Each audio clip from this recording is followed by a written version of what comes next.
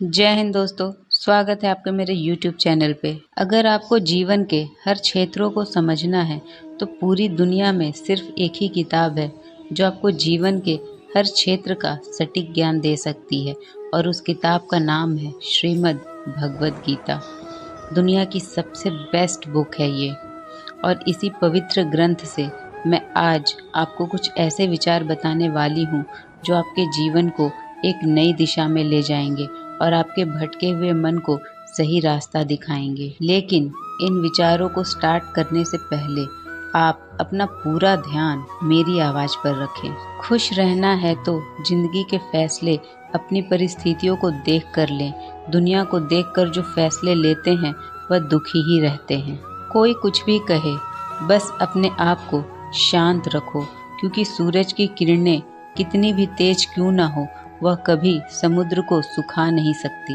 एक ने शिकायत की, हे मेरे ईश्वर, बड़ी मुश्किल से मैंने घोंसला बनाया था, आपने तूफान भेज दिया और मेरा घर उजड़ गया। ऊपर से आवाज आई, तेरे घोंसले में सांप आया था तुझे खाने के लिए, इसलिए तूफान भेजा था ताकि तुम जाग जाओ और उड़ सको और तुम्हारी जान सुरक्षित रहे। अगर तुम्हें लगता है कि परमात्मा तुम्हें कष्ट के पास ले आया है तो भरोसा रखो, वो तुम्हें कष्ट के पार भी ले जाएगा।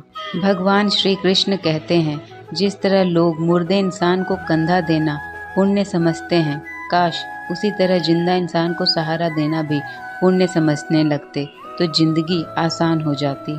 कर्म वह फसल है जिसे इंसान को हर हाल में काटना ही पड़ता है, इसलिए हमेशा अच्छे बीज बोएं ताकि फसल अच्छी हो। जिस प्रकार दीपक में तेल समाप्त होने पर दीपक बुझ जाता है, ठीक उसी प्रकार मनुष्य के कर्म जब क्षीण होने लगते हैं तब उस मनुष्य का भाग्य भी नष्ट हो जाता है। भगवान श्री कृष्ण कहते हैं, इंसान के जीवन में आने वाला बुरा समय उस आईने की तरह होता है जो हमारी क्षमताओं का सही आभास करवाता है। कृष्ण कहते हैं, जिस प्रकार अग्नि स्वर्ण को परखती है, उसी प्रकार संकट वीर पुरुषों को।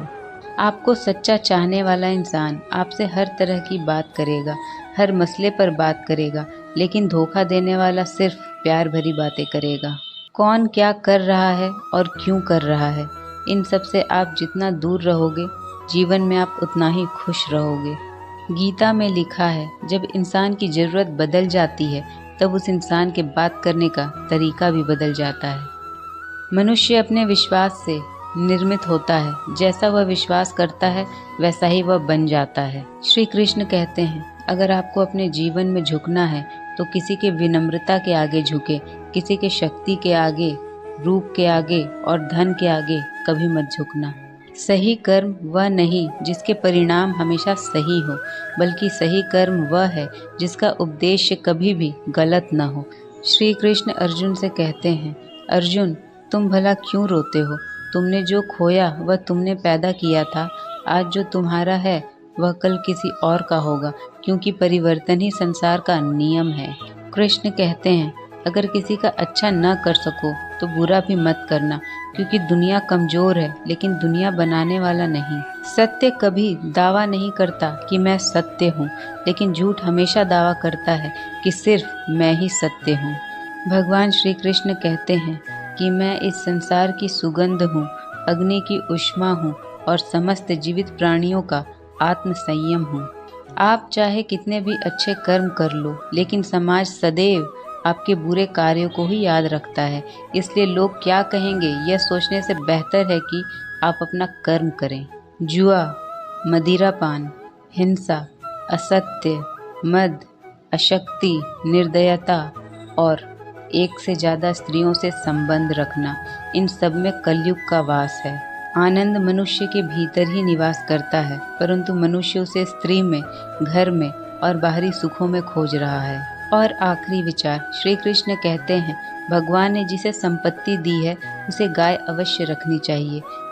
इन सभी विचारों में से जो आपको सबसे अच्छा विचार लगा हो उसे कमेंट में ज़रूर बताएं। तो दोस्तों, आज की वीडियो में बस इतना ही। खुश रहिए, स्वस्थ रहिए, हमेशा आगे बढ़ते रहिए। Thanks for watching. See you in next video. जय हिंद।